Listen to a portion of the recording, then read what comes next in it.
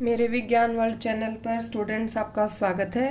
तो आज हम करेंगे वाष्पीकरण। पिछले टॉपिक में हमने किया था पदार्थ की अवस्थाएं जो हैं ठोस, द्रव, गैस, वो कैसे बदलती हैं एक से दूसरे में। तो आज हम करने जा रहे हैं वाष्पीकरण और उसको प्रभावित करने वाले कारक कौन कौन से होते हैं।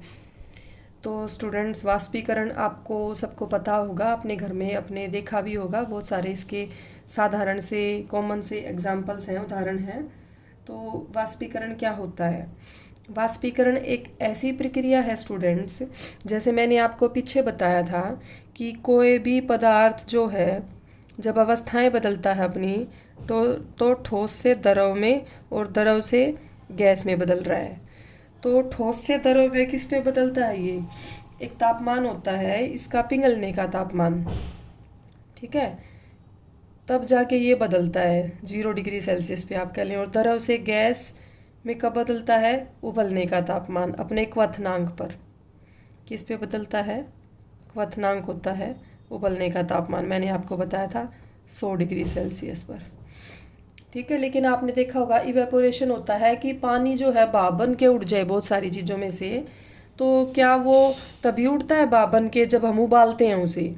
कपड़े सूख रहे हैं आपके बाहर, तो कपड़ों से पानी भाप बन के उड़ जाता है, उनमें से नमी सारी ख़त्म हो जाती है। तो क्या वो तभी होती है जब हम कपड़ों को उबालते हैं, 100 डिग्री सेल्सियस पे पानी पे गर्म करते हैं? जी नहीं, ऐसा बिल्कुल नहीं है, उससे कम तापमान होता है। तो वाष्पीकरण एक ऐसी प्रक्रिया है जिसमें द्रव जो है गैस में तब्दील हो जाएगा, लेकिन 100 डिग्री सेल्सियस क्वथनांक से कम तापमान पर।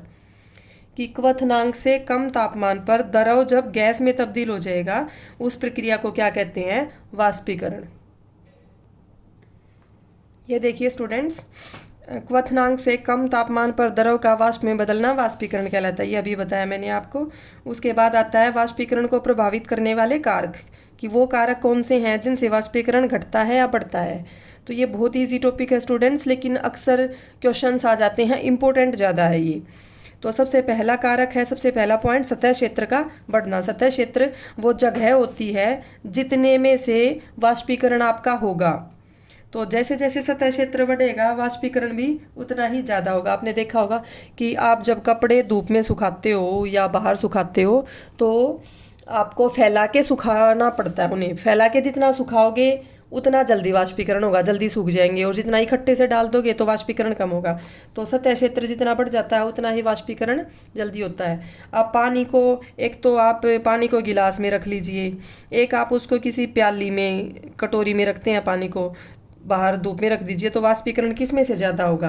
प्याली वाले में से ज़्यादा होगा, क्योंकि सतह क्षेत्र इसका ज़्यादा है, ठीक है। ऐसे ही है तापमान का बढ़ना, जितना ज़्यादा तापमान होगा वाष्पीकरण उतना ही ज़्यादा होगा। जैसे आपने देखा है धूप वाले दिनों में कपड़े जल्दी सूख जाते हैं, वाष्पीकरण ज़्यादा होता है, और ठंड वाले दिनों में कम होता है। तापमान के बढ़ते ही वाष्पीकरण भी बढ़ेगा। तीसरा, वायु की गति। ये भी काफ़ी आसान है कि जितनी स्पीड से, जितनी ज़्यादा तेज़ी से हवा चल रही होगी उतना ही वाष्पीकरण तेज होता है, ठीक है। क्योंकि वायु की गति बढ़ने से और तापमान बढ़ने से, दोनों केस में क्या होता है कि जो पानी था ना, पानी के जो कण हैं, ये जो इसके कण हैं, इनकी क्या होती है? गतिज ऊर्जा बढ़ जाती है। मैंने आपको बताया था क्या बढ़ जाएगी? गतिज ऊर्जा। तेज हवा चलेगी तो गतिज ऊर्जा तेज होगी पानी के कणों की, तो जिससे वो जल्दी वाष्प अवस्था में बदल जाएंगी। तापमान बढ़ने से भी मैंने बताया था, तापमान जैसे बढ़ता गतिज ऊर्जा बढ़ती है, ठीक है। सतह क्षेत्र बढ़ने से भी ज़्यादा संपर्क में आएंगी, ठीक है। ज़्यादा संपर्क में आएंगे पर्यावरण के, तो ज़्यादा कण संपर्क में आने से सारे कण जल्दी वाष्प में बदल जाएंगे। और आर्द्रता में कमी क्या होती है? देखो, जो हमारी वायु है, वायु में नमी होती है, ठीक है। तो जितनी कम नमी होगी वायु में उतना ही वाष्पीकरण तेज होगा। क्यों? क्योंकि जो हमारी वायु है आसपास, वायु की एक क्षमता होती है कि वो कितनी ज़्यादा उसको, पानी के कणों को रख सकती है, उसकी एक क्षमता है। तो उसमें पहले से ही पानी के कण बहुत ज़्यादा होंगे तो और ज़्यादा नहीं आ पाएंगी, यहाँ से वाष्प होके, वाष्प बन के और ज़्यादा नहीं ले पाएगी वो। तो जितनी उसकी आर्द्रता कम होगी, जितनी कम नमी है वायु में उतना ही वाष्पीकरण तेज होगा। आपने देखा होगा कि बारिश के दिनों में हवा में काफ़ी नमी होती है, तो उन दिनों में कपड़े भी बहुत कम सूख पाते हैं और वाष्पीकरण की प्रक्रिया भी बहुत ही कम होती है। तो ये 4 पॉइंट थे स्टूडेंट्स हमारे, जिनसे क्या है वाष्पीकरण की प्रक्रिया पर सबसे ज़्यादा प्रभाव पड़ता है। उसके बाद आते हैं कुछ उदाहरण आते हैं जो आपकी बुक में दिए हुए हैं, वो मैं बताती हूँ आपको। उन उदाहरण हैं, काफ़ी इम्पोर्टेंट उदाहरण है वाष्पीकरण के। तो उनमें सबसे पहला उदाहरण तो आता है कि आपने देखा होगा कि हम हथेली जो है हमारी, हथेली पे हम एसीटोन रख दें। क्या रख दें? एसीटोन। एसीटोन क्या होता है स्टूडेंट्स? ये आपने घरों में देखा होगा कि ये नेल पॉलिश रिमूवर होता है, नेल पेंट रिमूवर। ठीक है, नेल पॉलिश जो लगाते हैं नेल्स पे, उसको हटाने के लिए इस्तेमाल किया जाता है। ये एसीटोन होता है। 10वीं कक्षा में आप इसके बारे में पढ़ेंगे। तो ये एसीटोन जो है, ये जैसे आप हथेली पे रखेंगे तो इससे क्या होता है, इससे एक शीतलता आती है। तो ये सभी उदाहरणों में एक कंसेप्ट है कि वाष्पीकरण के कारण शीतलता कैसे आएगी। वाष्पीकरण से शीतलता, कि जैसे जैसे वाष्पीकरण होगा उतनी उससे क्या होएगी, ठंड पैदा होएगी। क्या पैदा होएगी? ठंड। क्यों होएगी ठंड पैदा? कि कोई भी द्रव से गैस में बदल रहा है, जल जैसे, तो इसको द्रव से गैस में बदलने के लिए ज़्यादा ऊर्जा चाहिए। मैंने आपको बताया था ठोस से द्रव और द्रव से गैस में जब जाएंगे तो तापमान बढ़ाना पड़ेगा, ऊर्जा ज़्यादा देनी पड़ेगी, तो इसको ऊर्जा चाहिए। तो ये द्रव के जो कण हैं अपने आसपास से, मान लो यहाँ इस प्याली में पानी है, तो ये अपने आसपास से या इस प्याली से या और कहीं से ऊर्जा को ले लेते हैं अपने आसपास से, क्योंकि हमारे आसपास हर जगह ऊर्जा तो होती है, तो वहाँ से ऊर्जा को ले लेंगे और गैस में बदल जाएंगी। तो वहाँ से ऊर्जा अगर निकल गई, ऊष्मा अगर निकल गई वहाँ से, तो वो जगह ठंडी हो जाएगी। तो ये कंसेप्ट है कि वाष्पीकरण की वजह से शीतलता आती है। आपने देखा होगा कि गर्मियों के दिनों में हमें पसीना आता है, पसीना आने के कुछ देर बाद ठंडक महसूस होती है। तो क्यों महसूस होती है ठंडक स्टूडेंट्स? कि जैसे हमारी बॉडी पे, हमारे शरीर पे पसीना आ गया, तो पसीना आने से वो थोड़ी देर में वाष्प में बदल जाएगा। क्यों बदलेगा वाष्प में? क्योंकि वाष्पीकरण हो रहा है। कैसे होगा? कि ये जो पदार्थ के कण हैं, द्रव के कण हैं, आसपास से ऊष्मा को ले लेंगे। आसपास से जितनी ऊष्मा लेंगे तो वहाँ से ऊष्मा कम होने की वजह से हमें शीतलता का एहसास होगा।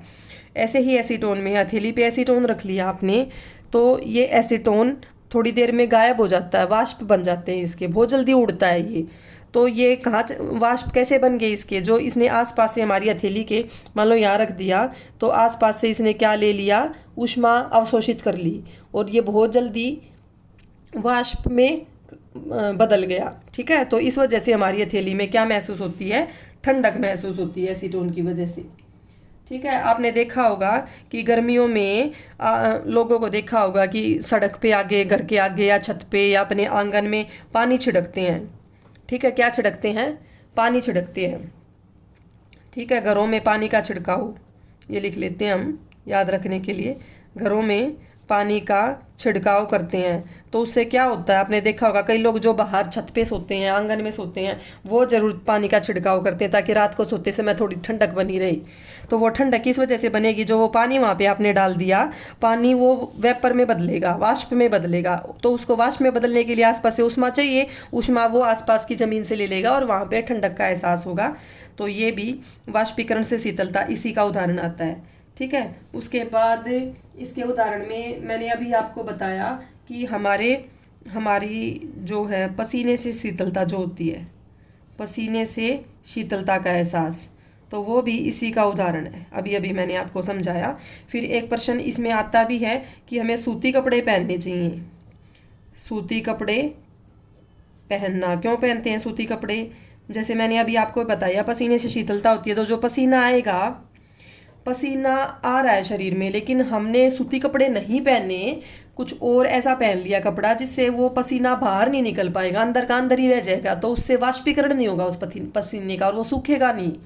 सूती कपड़ों में क्या होता है? ये कोई सूती कपड़ा, इसमें बीच बीच में जैसे छेद होते हैं, तो इन छेद में से पसीना पर्यावरण के संपर्क में आ जाएगा, बाहर वातावरण के संपर्क में, और वहाँ पे संपर्क में आते ही जल्दी से वाष्प बन जाएंगे। उसके वाष्प बन जाएंगे तो समझो कि उससे शीतलता का फिर एहसास होगा। लेकिन और कोई कपड़ा है जिसमें से पसीना आर पार नहीं निकल पाया, वहीं का वहीं रह जाएगा, पसीना सूखेगा नहीं मतलब उसका वाष्पीकरण नहीं होगा। वाष्पीकरण नहीं होगा तो ठंडक का एहसास नहीं होगा, ज़्यादा गर्मी लगती है सूती कपड़ों में, इसी वजह से कम गर्मी लगती है, क्योंकि पसीने का वाष्पीकरण हो जाता है, सूख जाता है। तो स्टूडेंट्स ये प्रश्न सारे, कोई भी प्रश्न आ सकता है इनमें से, काफ़ी इंपॉर्टेंट है ये सारे के सारा, ये पूरा टॉपिक ही काफ़ी इंपॉर्टेंट है वाष्पीकरण वाला। ठीक है, तो सूती कपड़े इस वजह से पहनने चाहिए। उसके बाद आता है कि बर्फीले जल पर पानी की बूंदी, बर्फीले जल के गिलास पर पानी की बूंदी। आपने देखा होगा कि कोई पानी से भरा गिलास रख दिया, बहुत ठंडा है, बहुत ठंडा पानी है फ्रिज का, तो उसमें ठंडा पानी रखते ही थोड़ी देर बाद आप क्या देखोगे कि इसके किनारे पे बाहर की तरफ पानी की बूंदें आ गई। वो कहाँ से आ गई स्टूडेंट्स? पानी तो इसके अंदर था, तो वो इस वजह से आ गई। किस वजह से आई ये बर्फीला जल? कि वायु में जो जल वाष्प उपस्थित हैं वो ठंडे पानी के संपर्क में आते ही क्या हो जाएगी, ये कम हो जाएगी और ये द्रव अवस्था में बदल जाएंगे। जो वाष्प हैं, जो सॉरी क्या है इसके आसपास है, जो पानी क्या बोल रही हूँ मैं, ये जो आपके आसपास वातावरण में, इसके गिलास के आसपास वातावरण में जो वाष्प हैं, वाष्प तो हर जगह होते हैं, वायु है तो वायु में नमी होगी, उसमें वाष्प होंगे, तो ये वाष्प जो हैं जैसे ही इन्हें ठंडक मिलेगी, मैंने आपको बताया था जब ठोस से द्रव, द्रव से जब गैस बनाते हैं तो तापमान बढ़ाना पड़ता है, लेकिन जब उल्टा आते हैं तो तापमान घटाना पड़ता है। तो इसके आसपास जो वाष्प हैं तो यहाँ कम तापमान है, ठंडक की वजह से कम तापमान होते ही जो गैस अवस्था है वो द्रव अवस्था में बदल जाएगी। इस तरफ की अभी क्रिया हो गई है, ठीक है, उल्टी डायरेक्शन में हो रही है, तो इस तरफ तापमान घटाना पड़ता है। तो घटा हुआ तापमान अगर मिल गया तो यहाँ के जो वाष्प थे आसपास हवा में वो गैस में, इसमें पानी में बदल गए हैं, तो इसलिए पानी की बूंदें गिलास की सतह पर दिखाई देती हैं। तो ये भी इसी का उदाहरण है। तो ये थे स्टूडेंट्स इसके कुछ उदाहरण जो हमने किए, आपकी जो बुक में दिए हुए हैं। उसके बाद आते हैं, ये इसके प्रश्न उत्तर हैं, कुछ दिए हुए हैं जो, ये देखिए स्टूडेंट्स, ये 5 आपके पाठ्य पुस्तिका के प्रश्न दिए हुए हैं, बीच में वाष्पीकरण के हैं ये सारे। एक बार इनको देखते हैं हम। सबसे पहला, गर्म शुष्क दिन में कूलर अधिक ठंडा क्यों करता है? आपने देखा होगा कि कूलर हम लगाते हैं जैसे मई जून में, जैसे मतलब जिस टाइम पे बारिश नहीं होती, सूखा मौसम होता है, जब शुष्क गर्मी होती है, ठीक है, तो उस टाइम पे कूलर से ज़्यादा ठंडक महसूस होती है। लेकिन जब बारिश का टाइम आ जाएगा उस टाइम पे कूलर इतनी ठंडक नहीं देता। तो क्यों नहीं देता स्टूडेंट्स? इसके पीछे भी सीधा सा कारण है कि जितनी ज़्यादा गर्मी होगी ना बाहर हवा में, तो उतनी ज़्यादा आर्द्रता कम है। बारिश का दिन नहीं है तो आर्द्रता कम है, तो आर्द्रता कम होने की वजह से जो कूलर का पानी है जो आगे की ओर निकलेगा, कूलर पानी फेंकता है जो, तो वो जल्दी वाष्पीकरण होगा, उसका वाष्प जल्दी बन जाएंगे। आर्द्रता कम है वायु में, जितना ज़्यादा वाष्प बनेंगे जल्दी उतना ज़्यादा शीतलता का एहसास होगा आपको, ठीक है। और आप ये भी कह सकते हैं कि गर्म दिन में जितना ज़्यादा तापमान उतना ज़्यादा आपको क्या होगा, शीतलता का एहसास होगा, ठीक है स्टूडेंट्स। तो इसके मैंने आपको 2 रीज़न बताए हैं कि एक तो शुष्क दिन में, गर्म दिन में तापमान ज़्यादा होगा तो ज़्यादा वाष्पीकरण होगा, एक आर्द्रता कम होगी तो ज़्यादा वाष्पीकरण होगा। जितना ज़्यादा वाष्पीकरण उतना कूलर ज़्यादा ठंडक देगा। ऐसे ही सेकंड क्वेश्चन है, गर्मियों में घड़े का जल ठंडा क्यों होता है? आपने देखा होगा कि मटके का पानी काफ़ी ठंडा होता है घड़े का, तो किस वजह से होता है वो देखा होगा आपने स्टूडेंट्स की जो मटका होता है, मटके की जो सतह है उसमें काफ़ी छेद होते हैं और उनसे रिस रिस के पानी थोड़ा बाहर आ जाता है। तो बाहर आने से क्या होगा, उसमें वाष्पीकरण होगा उनका, आसानी से सतह क्षेत्र बढ़ जाएगा बाहर आते ही। तो जितना ज़्यादा वाष्पीकरण होगा, एक तो वो अपने आसपास से ऊर्जा को तो लेता ही है, ये कंसेप्ट तो है ही है, उसके अलावा वो छेदों से थोड़ा बाहर आ जाएगा, ज़्यादा वाष्पीकरण होगा और अपने आसपास से ऊर्जा को अवशोषित करके जल्दी वाष्प में बदल जाएगा। इस वजह से घड़े का पानी ज़्यादा ठंडा होता है। ऐसे ये पेट्रोल या एसीटोन हथेली पर डालने से ठंडी क्यों हो जाती है, मैंने अभी आपको बताया। उसके बाद है, कप की अपेक्षा प्लेट से हम गर्म दूध या चाय जल्दी क्यों पी लेते हैं? क्योंकि उसमें सतह क्षेत्र ज़्यादा हो जाएगा। सतह क्षेत्र का उदाहरण है ये। गर्मियों में हमें किस तरह के कपड़े पहनने चाहिए? सूती कपड़े पहनने चाहिए, ये अभी मैंने आपको बताया है स्टूडेंट्स। ये देखिए स्टूडेंट्स, उसके बाद अभ्यास के प्रश्न आते हैं। ये आपका फर्स्ट चैप्टर कंप्लीट हो गया है, पहला पार्ट हमारे आसपास के पदार्थ पूरा कर लिया हमने। उसके बाद हम इसके अभ्यास के प्रश्न करेंगे। तो ये थोड़े ही हैं तो इसी वीडियो में कवर कर लेते हैं। पहला प्रश्न देखिए, इनको सेल्सियस में बदलना है। तो स्टूडेंट्स ये मैंने आपको बताया था कि सेल्सियस में कैसे बदलते हैं। सेल्सियस में बदलने के लिए 273 घटाते हैं इनमें से। तो 300 में से 273 माइनस कर दो और 573 में से 273 माइनस कर दो। इसका तो 300 आ जाएगा और इसका आ जाएगा 27 डिग्री सेल्सियस। ठीक है स्टूडेंट्स, निम्नलिखित तापमानों को केल्विन इकाई में परिवर्तित करो। इनको केल्विन में बदलना है तो इसके लिए 273 जोड़ देंगी, क्योंकि आपको पता है 0 डिग्री सेल्सियस कितने के बराबर है, 273 डिग्री केल्विन के बराबर है। तो सेल्सियस से केल्विन से सेल्सियस बनाने के लिए 273 घटाना पड़ता है और सेल्सियस से केल्विन बनाने के लिए 273 जोड़ना पड़ता है। अगला प्रश्न आ गया, इनके कारण बताने हैं कि नेप्थलीन को रखा रहने देने पर इस समय के साथ कुछ भी ठोस पदार्थ छोड़े बिना अदृश्य हो जाती है। नेप्थलीन क्या होती है स्टूडेंट्स? ये होती है कपूर की गोलियां आपने देखी होंगी। आपकी मम्मी या कोई भी घर में वो क्या करते हैं, कपड़ों की अलमारी में रखते हैं कपूर की गोलियां, बेड वेड में रखते हैं, कई जगह रखते हैं। तो ये किस वजह से रखते हैं? स्मेल, ताकि ख़राब ना हो, उससे कोई प्रॉब्लम ना हो। तो वो कहाँ, थोड़े दिनों बाद वो कपूर की गोली वहाँ से गायब हो जाती है। तो वो कहाँ चली जाती है स्टूडेंट्स?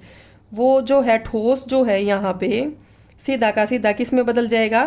गैस अवस्था में बदल जाता है। ऊर्ध्वपातन हो जाता है उसका। क्या हो जाता है? ऊर्ध्वपातन। एक ऐसी प्रक्रिया बताई थी मैंने आपको जिसमें ठोस जो है बिना द्रव अवस्था में आए सीधा गैस अवस्था में तब्दील हो जाता है, वो है ऊर्ध्वपातन। तो इसलिए ये अदृश्य हो जाएगी वहाँ पे। फिर हमें इत्र की गंध बहुत दूर बैठे भी पहुँच जाती है। ये भी मैंने आपको पीछे भी समझाया था कि क्यों पहुँच जाती है, विसरण की वजह से। कि जो इत्र की गंध एक जगह पे है, किसी ने परफ्यूम लगाया हुआ है, सेंट छिड़का हुआ है, तो दूसरे कोने में उसके मतलब हर जगह फैल जाएगी। तो वो किस वजह से? विसरण की वजह से। क्योंकि जो इत्र के कण हैं वो विसरित होकर एक जगह से दूसरी जगह तक पहुँच जाते हैं, ज़्यादा सांद्रता से कम सांद्रता की ओर। फिर चौथा प्रश्न आता है स्टूडेंट्स, इनको इनके बढ़ते हुए आकर्षण क्रम के अनुसार व्यवस्थित कीजिए। जल है द्रव, चीनी है ठोस और ऑक्सीजन है गैस। तो सबसे ज़्यादा आकर्षण बल किस में होता है? ठोस के कणों में, दूसरे नंबर पे जल के कणों में और तीसरे नंबर पे ऑक्सीजन के कणों में। तो चीनी में सबसे ज़्यादा आकर्षण बल है। ठीक है, बढ़ते हुए में करना है हमें तो सबसे पहले सबसे कम ऑक्सीजन में, दूसरे नंबर पे जल में ज़्यादा होता है और चीनी में सबसे ज़्यादा होता है। ठीक है, इस तरीके से आप लिखेंगे O2, फिर ज़्यादा कर दो जल की तरफ, ठीक है, फिर ज़्यादा कर दो चीनी की तरफ। ये ज़्यादा वाला चिन्ह होता है, मैथ में आप पढ़ते हैं कि जिस तरफ ये खुला होगा, इस तरीके के निशान का मुंह जिस तरफ खुला होगा वो ज़्यादा है। तो आकर्षण बल इसमें ज़्यादा है, दूसरे नंबर पे इसमें, फिर सबसे कम इसमें। फिर निम्नलिखित तापमानों पर जल की अवस्था क्या है? भौतिक अवस्था। बच्चों आपको सबको पता है कि 100 डिग्री सेल्सियस पर पानी उबल जाता है, तो इस पर क्या अवस्था होगी? भाप। ठीक है, 0 डिग्री सेल्सियस पे पानी जम जाता है तो इस पे क्या अवस्था होगी? बर्फ। और 25 डिग्री सेल्सियस बीच का है तो इस पे कैसी अवस्था होगी? जल, पानी होगा। ठीक है, तो ये भौतिक अवस्था लिख दी हमने। फिर इनका कारण देना है अगले प्रश्न में। ये देखिए, आपको दिखाई नहीं दिया होगा, ठीक है, सॉरी, ये आप अब देख लीजिएगा कि इन पे जल की भौतिक अवस्थाएं पूछी हुई हैं। 25 डिग्री सेल्सियस पे जल होता है, 0 डिग्री सेल्सियस पे बर्फ़ होती है और 100 डिग्री पे आपको पता ही है भाप होते हैं। ठीक है, क्योंकि 0 पे पानी बर्फ़ जमता है और 100 पे उबलता है, भाप बनेगा, तो 25 पे तो वो जल ही रहेगा। ठीक है, तो ये भौतिक अवस्थाएं हमने बता दी हैं। और इस तरीके से यहाँ चीनी के कणों में आकर्षण बल सबसे ज़्यादा है, जल में उससे कम है और ऑक्सीजन में सबसे कम होता है, क्योंकि ये गैस है। आकर्षण बल ठोस में सबसे ज़्यादा होता है। उसके बाद छठा प्रश्न हमारा आ गया, जल कमरे के ताप पर द्रव है, इसका कारण बताना है। तो कमरे का तापमान तो स्टूडेंट्स ऐसा ही होता है, गर्मियों में करीब करीब 30 डिग्री 35 डिग्री सेल्सियस और 35-40 तक, कई बार बाहर का तापमान भी ज़्यादा से ज़्यादा इतना ही जाता है। और सर्दियों में तापमान वही 10 डिग्री 15 डिग्री तक।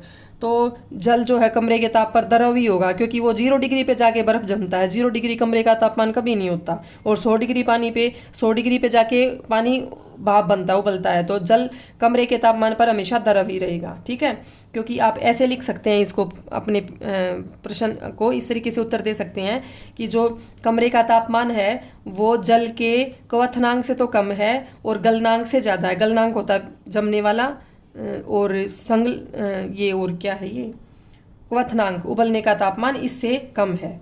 ठीक है, लोहे की अलमारी कमरे के ताप पर ठोस है। फिर से वही बात आ जाती है, लोहे की अलमारी कमरे के तापमान पर ठोस है क्योंकि कमरे का तापमान क्वथनांक से तो कम है पानी के और जो जमने वाला तापमान है ये होता है हिमांक। जलने वाला तापमान यहाँ जैसे इस कमरे का यहाँ पे भी देखेंगे, जल कमरे के ताप पर द्रव है तो जो उसका हिमांक है, जमने वाला जो तापमान है 0 डिग्री सेल्सियस जो कि होता है उससे अधिक है, इसलिए जल कमरे के ताप पर द्रव होता है। और जो अलमारी है वो ठोस होती है। तो ये ठोस किस वजह से होती है? क्योंकि इसको लोहे की है ये, इसको संपीड़ित नहीं कर सकते, दबा नहीं सकते हैं, क्योंकि जो कमरे का तापमान है वो लोहे के क्वथनांक से तो कम है और उसके गलनांक से अधिक है। क्वथनांक है इसका उबलने का तापमान लोहे का, तो उससे तो कम है कमरे का तापमान। लोहा उबलेगा भी नहीं और उसके गलनांक से वो पिघलेगा भी नहीं, गलेगा भी नहीं, उससे अधिक है कमरे का तापमान। तो इसलिए वो ठोस ही रहती है, ना गलेगी, ना गलेगी या पिघलेगी, और ना ही वो उबलेगी। ठीक है, गलनांक होता है गलने का तापमान, और ऐसे यहाँ पे जमने का तापमान होता है हिमांक। तो हिमांक से ज़्यादा और क्वथनांक से कम, या क्वथनांक से कम लोहे के क्वथनांक से, और लोहे के गलनांक से ज़्यादा है तापमान। ठीक है स्टूडेंट्स, ये अच्छे से आपको देना है इसका उत्तर। फिर है 7वां, 273 केल्विन पर बर्फ़ को ठंडा करने पर तथा जल को इसी तापमान पर ठंडा करने पर शीतलता का प्रभाव अधिक क्यों होता है? तो ये आपने देखा होगा कि 273 केल्विन होता है 0 डिग्री सेल्सियस। कितना होता है ये? 0 डिग्री सेल्सियस। इतने ही 0 डिग्री सेल्सियस तापमान पर एक तो बर्फ़ है और एक जल है, तो शीतलता किस में ज़्यादा होगी? वो स्टूडेंट्स ऑब्वियसली बर्फ़ में ज़्यादा होगी। आपने पीछे पढ़ा था एक ये छुपी हुई प्रक्षुब्ध ऊष्मा आपने पढ़ी थी, गुप्त ऊष्मा। तो गुप्त ऊष्मा क्या है कि जब पानी जो है ये जो है बन रहा है बर्फ़ से, बर्फ़ पिघल रही है, पानी बना रही है, तो जब पानी ये बर्फ़ क्या है? ठोस है। तो ठोस से जब द्रव बनेगा तो उसको हमें ऊष्मा देनी पड़ेगी, तापमान देना पड़ेगा जब वो द्रव बनेगा। बर्फ़ पानी में तभी तब्दील होगी जब हमें उसे ऊर्जा देनी पड़ेगी। लेकिन एक तापमान आता है 0 डिग्री सेल्सियस जिस पे ठोस भी होता है और द्रव भी होता है, ये मैंने आपको पीछे बताया था पिछली वीडियो में। तो ये जो है इसमें हम क्या कहेंगे कि ठोस और द्रव में से ज़्यादा तापमान किसके पास है उस समय? भाई एक ही तापमान पर दोनों उपस्थित है, तो द्रव में ज़्यादा तापमान होता है क्योंकि उसके अंदर गुप्त ऊष्मा होती है। भाई हम ऊर्जा दे रहे हैं, थर्मामीटर में तो वो तापमान बढ़ता नहीं है, लेकिन क्या होता है, वो कहाँ चली गई सारी ऊर्जा जो हम दे रहे हैं गर्मी से, जो हीट प्रोवाइड हम कर रहे हैं, वो सारी उसके कणों में चली गई। वो छुपी हुई ऊष्मा होती है जिसे प्रक्षुब्ध ऊष्मा कहते हैं। तो ये द्रव के पास ज़्यादा तापमान होता है, ठोस के पास कम तापमान होगा यहाँ। तो ठोस है यहाँ बर्फ़ के पास कम तापमान होने की वजह से शीतलता का एहसास वो ज़्यादा करती है जल की बजाय, ठंडक उससे ज़्यादा लगती है। ठीक है, आप समझ गए होंगे ये। अगला प्रश्न है, उबलते हुए जल या भाप में से जलने की तीव्रता किस में अधिक महसूस होगी? बिल्कुल सेम है ये प्रश्न भी, कि द्रव से जब गैस बनेगी तो भी हम ऊर्जा देते हैं, लेकिन एक समय आता है 100 डिग्री पर जब सारा द्रव गैस में तो तब्दील हुआ नहीं है, लेकिन दोनों हैं वहाँ पे, द्रव भी है और गैस भी है। तो हम गर्म करते रहते हैं, थर्मामीटर में तापमान नहीं बढ़ता। यहाँ पे भी गुप्त ऊष्मा होती है, प्रक्षुब्ध ऊष्मा जिसे कहते हैं। ये वाली तो है गलनांक की प्रक्षुब्ध ऊष्मा और ये वाली होती है क्वथनांक की प्रक्षुब्ध ऊष्मा, मैंने आपको समझाई थी। तो छुपी हुई ऊष्मा होती है गैस के पास, जो कि द्रव के पास नहीं होती। गैस के कण उस ऊष्मा को अवशोषित कर लेते हैं। ठीक है, तो ज़्यादा ऊष्मा इसके पास है, इसलिए जलने की तीव्रता भी द्रव की बजाय गैस में ज़्यादा होगी। ठीक है, भाप से ज़्यादा जलेगा उतने ही गर्म पानी की बजाय। ठीक है, उबलते हुए जल ले लो या भाप ले लो, भाप से ज़्यादा जलेगा क्योंकि उसके पास प्रक्षुब्ध ऊष्मा है, ज़्यादा ऊर्जा है थोड़ी सी। ऐसे ही ठोस और द्रव में ज़्यादा होती है, तो ठोस से ठंडक ज़्यादा होगी। समझ गए आप स्टूडेंट्स? तो ये था आपके 8 प्रश्न। ये देखिए आप, इनमें अवस्था परिवर्तन दिखा रखा है कि ठोस से द्रव से गैस बन रही है, तो इस तरफ ऊष्मा बढ़ानी पड़ती है और इस तरफ ऊष्मा घटानी पड़ती है, और इस तरफ दाब कम करना पड़ता है और इस तरफ दाब बढ़ाना पड़ता है। ये मैं आपको पीछे समझा चुकी हूँ। तो ये जो प्रक्रियाएं हो रही हैं ABCDEF लिखा हुआ है, तो इनके नाम देने हैं आपको। तो ठोस से जब द्रव बनेगा स्टूडेंट्स, ये मैं आपको पीछे बहुत अच्छे से बता चुकी हूँ। तो इसको क्या बोलते हैं? इसको बोलते हैं संगलन। जब द्रव से गैस बनेगी तो उसको क्या बोलते हैं? वाष्पीकरण अभी मैंने बताया। गैस से जब द्रव बनेगा तो उसे क्या बोलेंगे स्टूडेंट्स? हम संघनन हो रहा है। और जब द्रव से ठोस बनेगा तो उसे हम क्या बोलेंगे? जो ये D है उसे बोलेंगे हम जम रहा है, ये द्रव से ठोस जमना। ठीक है, और ये ठोस से अगर सीधा गैस बन जाए तो मैंने आपको बताया था ऊर्ध्वपातन बोलते हैं। ठीक है, और ये जो है आपका गैस से अगर ठोस बनता है तो सीधा बिना द्रव अवस्था में आए F जो है उसको बोलेंगे निक्षेपण। तो ये ऊर्ध्वपातन निक्षेपण, ये आपकी होगी इन सभी के नामांकित करना ही पूछा हुआ था। तो ये थी स्टूडेंट्स हमारे अभ्यास के प्रश्न। 9 प्रश्न दिए हुए हैं बुक में, जो कि हमने सारे कवर कर लिए हैं। तो अगर आपको मेरी ये वीडियो पसंद आई है, मेरा पढ़ाया हुआ अगर आपको समझ आ रहा है, तो आप मेरे चैनल को सब्सक्राइब ज़रूर कीजिएगा, ताकि जो भी मैं वीडियो अपलोड करूं वो साथ साथ आपकी मोबाइल स्क्रीन पर उसकी नोटिफिकेशन आती रहे और आप साथ साथ उसे देख पाएँ। तो स्टूडेंट्स ध्यान दीजिएगा, अच्छे से पढ़िएगा। Good luck. Okay, thank you.